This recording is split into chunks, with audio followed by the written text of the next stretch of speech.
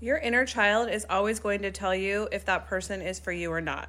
So if you feel really giddy, excited, happy when you're with that person and you can laugh the way you used to laugh when you were a kid and just have fun and let loose, you know that that person is good for you. If you can rest around them and you feel tired a lot, think about when you were a child. You needed naps a lot because you were so giddy and you were so active and you had a surge of energy all the time. And so you would frequently need to rest. And the same thing will happen when you're with a good person for you. You will need to consistently lay your head on their shoulder and you will feel so well rested and calm and at peace. You'll also want to start doing things that you did when you were a kid. So for me, I love to write. I love to write little stories and I love to do art projects and I love to buy erasers and pens and notebooks. And now when I'm with my person, my inner child loves him so much that I constantly want to do those things. I want to create the way I did when I was a child. And I'm going to say if you're a woman and you're with a man in his divine masculine, you're going to want to feel protected and provided for. You're going to look to him to lead. You're going to look to him to create safety around you in all things. So not just physical safety, but emotional safety. And you're not going to have a problem no matter how strong, badass type of a woman that you are, you're going to be fine letting him lead and letting him provide that safety. You're going to look to him to do that. You're going to need him to do that.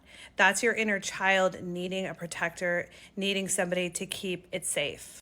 And when you're a child, you honestly don't care what people think and you are your most authentic self.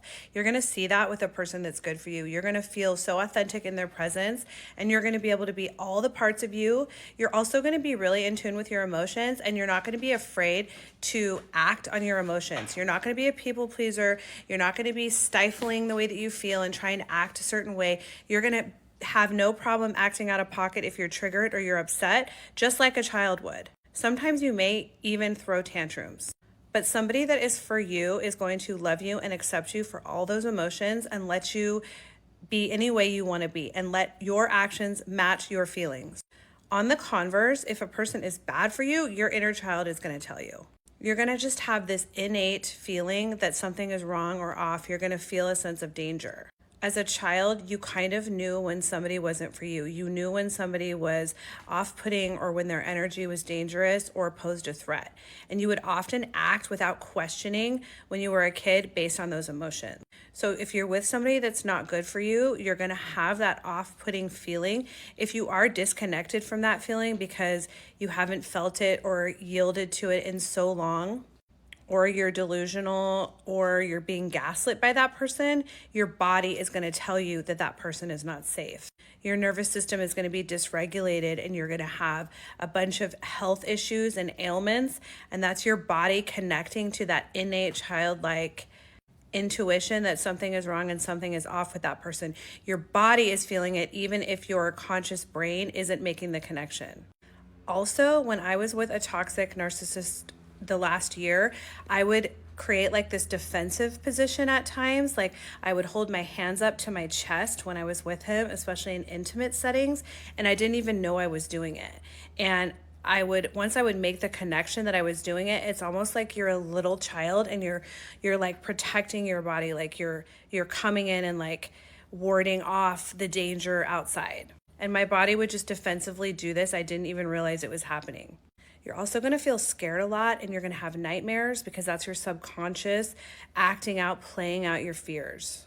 The world around you is going to feel like a scary place when you're with a toxic person. A lot of things outside of the relationship are going to seem threatening to you.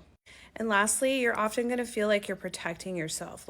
When you're a kid, you're in often defenseless situations.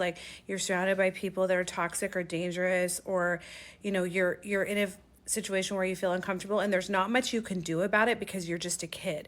And so often when you're a kid, you're going to feel scared or powerless.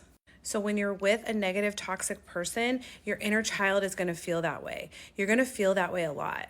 And so oftentimes what that looks like is you're disconnected. You're disassociated from your emotions. You're kind of in shutdown mode, because that's what you had to do as a little child to protect yourself in powerless situations. And if you're with a toxic person, you're going to see yourself doing that as a defense mechanism. It's your inner child reverting back to the things that it did when you were a child to protect itself.